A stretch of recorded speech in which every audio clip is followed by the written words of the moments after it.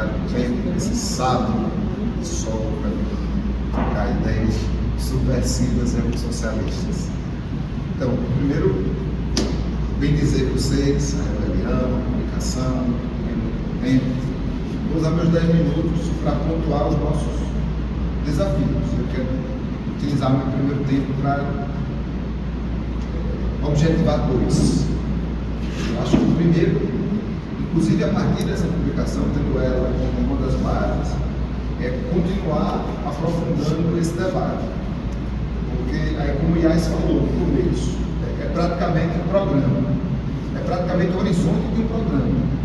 Mas eu entendo que a gente tem um desafio que eu estou propondo. Na verdade, essa campanha, essa pré-campanha, esse processo que a gente vai começar agora, que a gente já começou, é um grande desafio, de todos os pontos de vista, né? Do ponto de vista estrutural, do ponto de vista da narrativa, do ponto de vista do fortalecimento político, do ponto de vista da construção do novo campo de esquerda em Pernambuco. Então, todos esses desafios são desafios muito coletivos e eu entendo que eles precisam ser enfrentados e trago agora essa publicação como dos elementos importantes para esse aprofundamento. Porque é preciso, eu entendo que a gente possa dizer para a sociedade aquilo, e aí o grande desafio é esse, aquilo que a gente faria caso a gente tivesse hoje no poder. Dificilmente seria fazer a revolução em 4 anos, mas a gente precisa começar a começar. E a gente precisa entender duas coisas que eu digo sempre. Primeiro é que os nossos sonhos, eles não se limitam às urnas. E o segundo é que a gente, para disputar este espaço institucional, ainda que não seja o que nós sonhamos, ainda que não seja o que desejamos construir, ainda que não seja o espaço legítimo, democrático que a gente espera um dia poder existir, mas quando a gente se propõe a disputar esse espaço, ele precisa ser disputado. A gente não pode abrir mão dos trilhões do orçamento público nacional, a gente não pode abrir mão dos bilhões do orçamento público estadual, que atrelado ao orçamento público ainda tem o monopólio da força. Então a gente não pode deixar de disputar o controle da nossa polícia, o controle das nossas estatais, simplesmente porque a gente não quer dialogar com o Estado político. Então é preciso trazer para a sociedade, e aí o nosso tempo é cronometrado, porque eu estou falando do desafio começo, meio e fim, então até agosto do ano que vem, a gente tem um desafio que a gente está atrasado nele. Eu acho que a gente já tem alguns sinais, a gente tem alguns caminhos, a gente tem algumas coisas que estão bem colocadas, mas a gente precisa aprofundar no sentido dele. Por exemplo, a Goiás fala, passe livre, somos do passe livre, parece que agora até Lula é do passe livre, mas aqui em Pernambuco só a gente quer. Só que passe livre é esse? Qual o passe livre que a gente pode implementar? Já. Qual o passe livre que a gente quer ter daqui a 2 anos? Qual é o sistema de mobilidade que a gente quer construir a partir, naturalmente, da construção que começa nesse primeiro período? Então a gente precisa objetivar muito essas questões.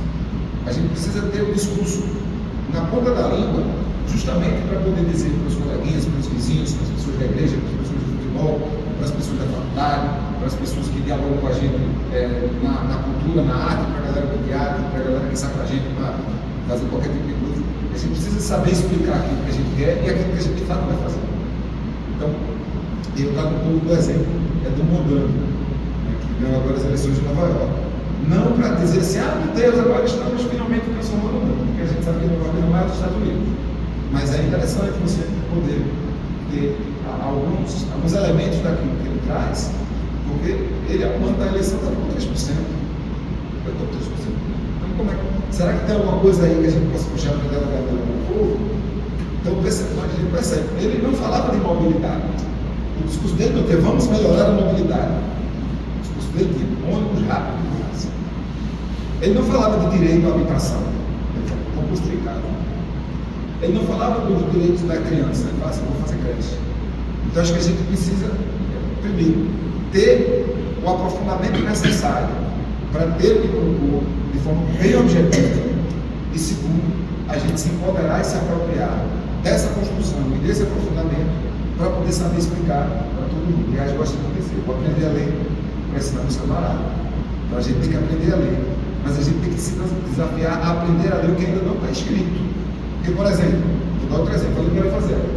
Quando a gente fala de compostagem total, revolução dos maldinos, enfim, uma revolução mesmo na forma de tratar resíduos sólidos. A gente não está falando nada que nós acabamos de criar. A gente está falando coisas que para o nosso mundo hoje é coisa velha. Velha. Você tem que dizer que em Pernambuco a gente recicla menos de 4% do que a gente poderia reciclar. É uma vergonha. E não é uma vergonha, é porque, meu Deus, não dá. É uma vergonha porque nós não desejamos ter uma política séria que resolva esse problema. A gente tem, inclusive, uma lei de licitações, mesmo tantas. Enfim, todo mundo reclama muito da lei de licitações, porque ela tem muitos encargos, é uma lei difícil de operar.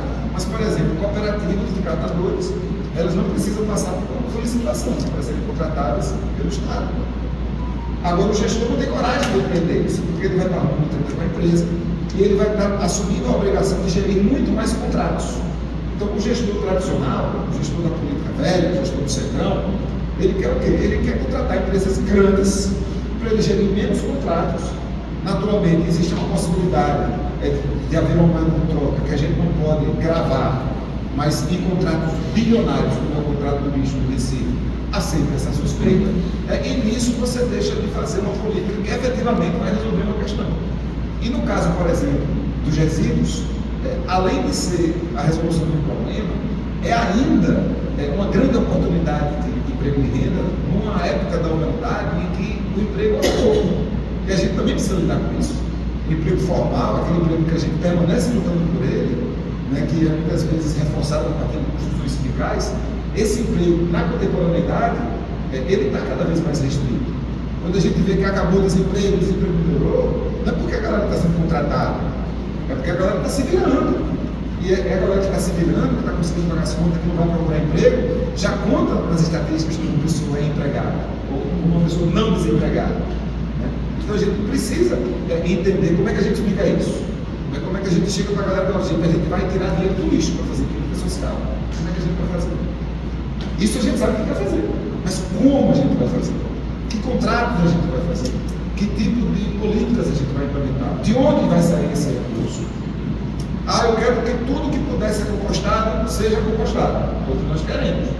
Florianópolis, no nosso partido, tem uma lei que determina que até 2030 e pouco não vai haver mais nenhum resíduo sólido indo para o lixão ou para o aterro sanitário. Tudo deverá ser compostado. Agora, para fazer uma política dessa aqui em Pernambuco, como é que vão ser essas usinas de compostagem?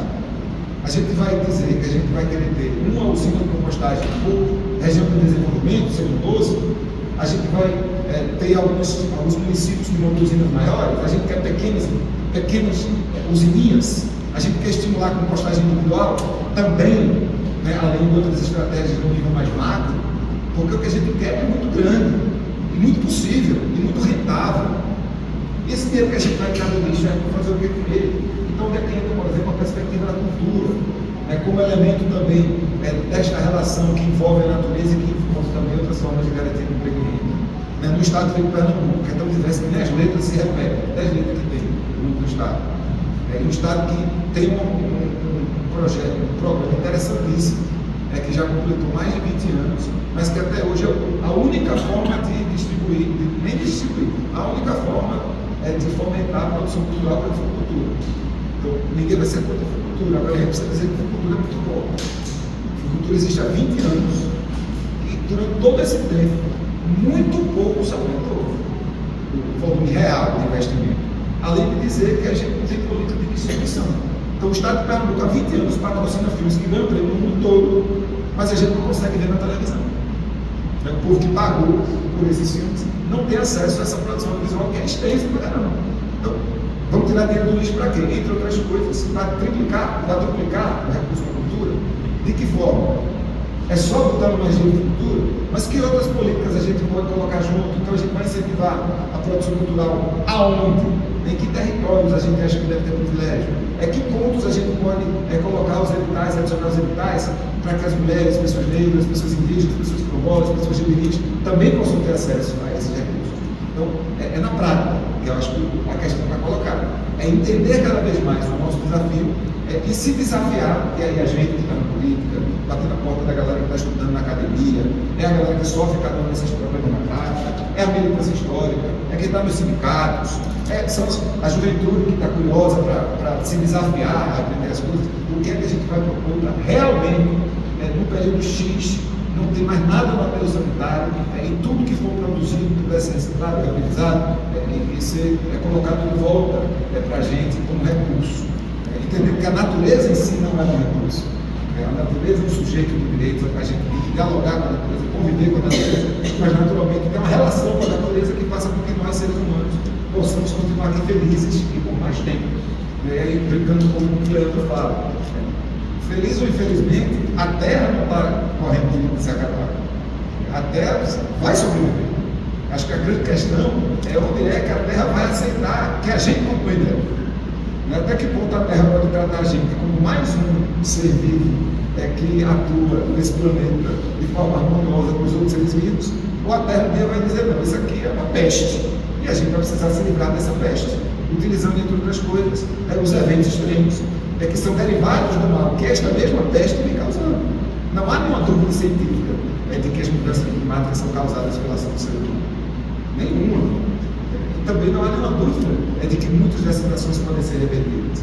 E nenhuma dúvida de que quanto mais a gente faz merda, mais volta para a gente. Então, não tem como. E acho que a gente chegou no tempo que os arremeiros, os puxadinhos, os greenwashingzinhos, eles não estão mais colando. Então você vê uma prefeitura do Recife, que para cima e para baixo ganha prêmio de meio ambiente, porque tem muitos projetinhos, pilotinhos, bonitinhos, mas que não tem resposta para uma escola de sargento que o Exército quer construir, que vai desmatar milhares de árvores. E é um dos tantos pontos em que a prefeitura do Recife e o governo do Estado se aliam. É um dos pontos que fazem com que a gente perceba de forma muito negritada de que aquilo ali é o mesmo projeto político. Mas a gente não vai ficar dizendo que a gente vai dizer o que a gente quer. Então a gente quer o desenvolvimento assim, assim, assim e assado. Se for para construir alguma coisa que sirva, que seja interessante, que seja para o bem comum, independente de ser uma escola, podia ser um hospital, podia ser qualquer outra construção, que seja construída sem derrubar nada. Que, por exemplo, nesse caso específico, há essa possibilidade. Quando a gente fala de recursos hídricos, estou olhando aqui para cá, obviamente é que a gente vai precisar defender que nós estejamos em controle sobre a distribuição de água no nosso Estado. A gente não pode abrir mão de ser um ente público que tem a garantia de distribuir água. Mas o nosso discurso precisa ser muito mais incisivo. A gente não quer falar somente para as pessoas que acompanham a política, mas a gente quer dizer para quem não tem água.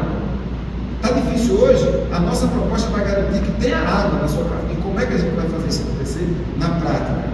É investindo mais? De onde é que vem esse recurso? Quanto precisa investir? Quais são as dificuldades? Entendendo, por exemplo, que a gente não está falando nem de uma empresa deficitária, a gente está falando de uma empresa que está sólida, que está lucro. Então, qual é a nossa proposta para essa empresa? Muito além de dizer que a gente não quer que ela seja vendida. Não quer que ela seja vendida, todo mundo quer, ninguém quer, em tese. Mas a gente quer fazer o quê com ela? Qual é a nossa proposta para ela? Então, trazendo o segundo desafio, eu já terminei a minha fala nesse segundo desafio o tempo todo, é o que uma companheira, uma vez da Resistência, falou: a gente precisa cada vez mais se desafiar a nomear aquilo que a gente de fato quer com a forma de viver.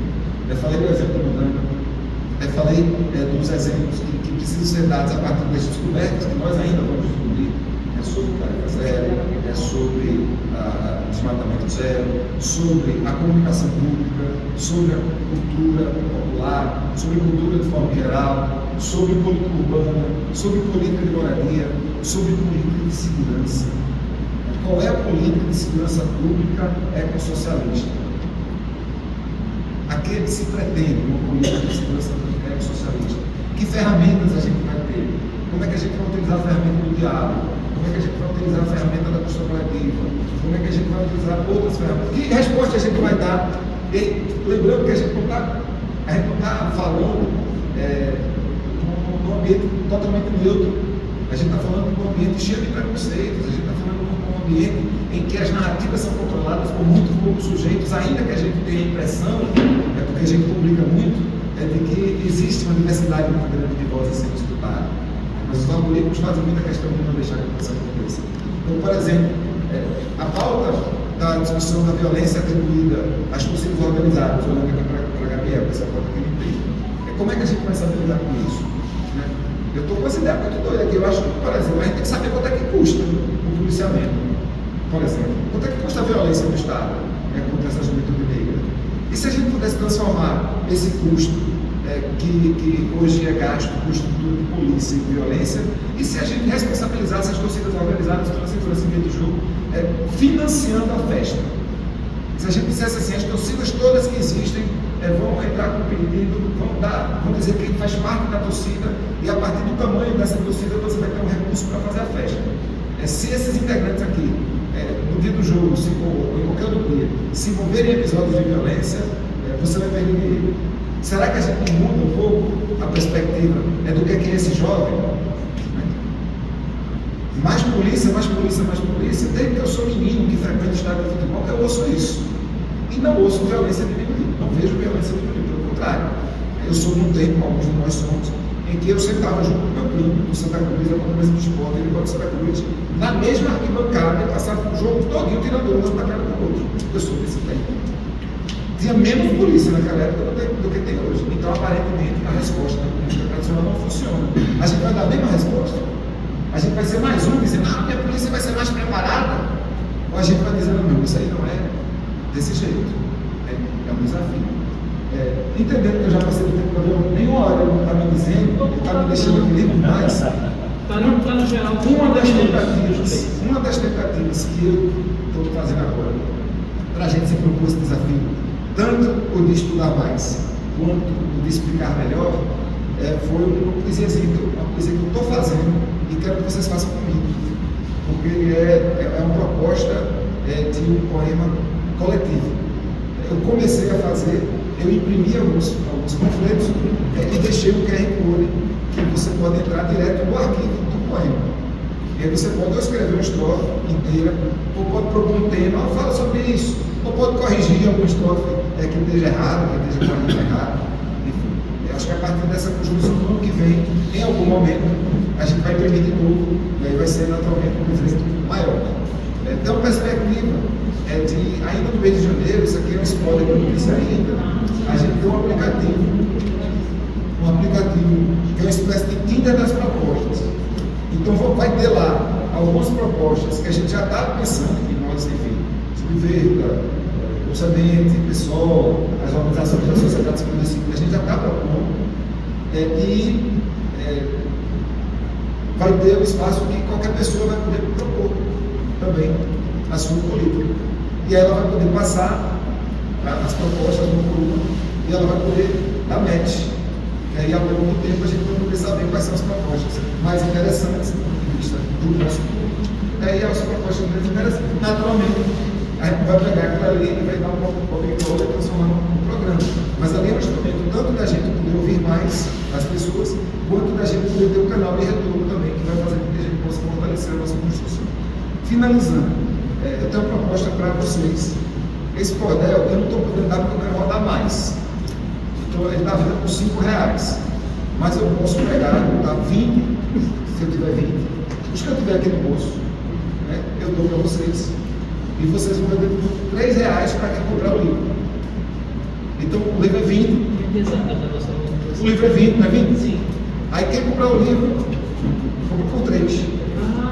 Entendi. Aí a pessoa paga 23 a vocês e vocês eventualmente refazem o barato. Pode ser? Temos um acordo. E a gente fala mais. E aí, para finalizar, eu vou ler 2 pedacinhos, porque para você decora algumas partes, né?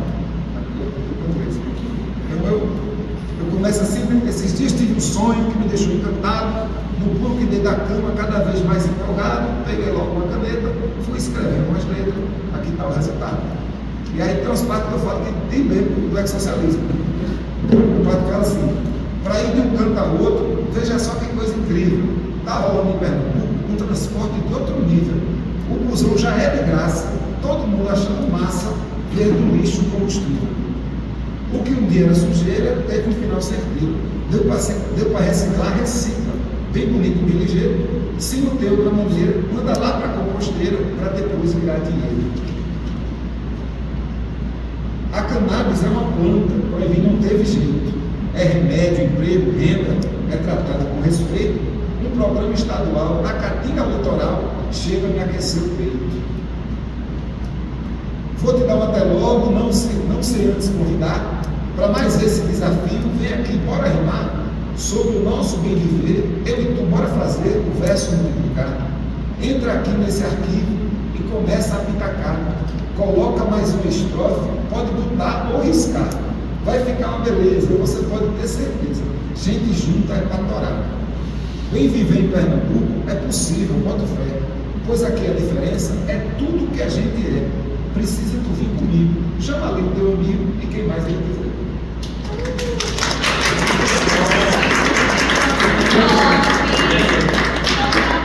Um novo anúncio a 23 reais. Eu sei.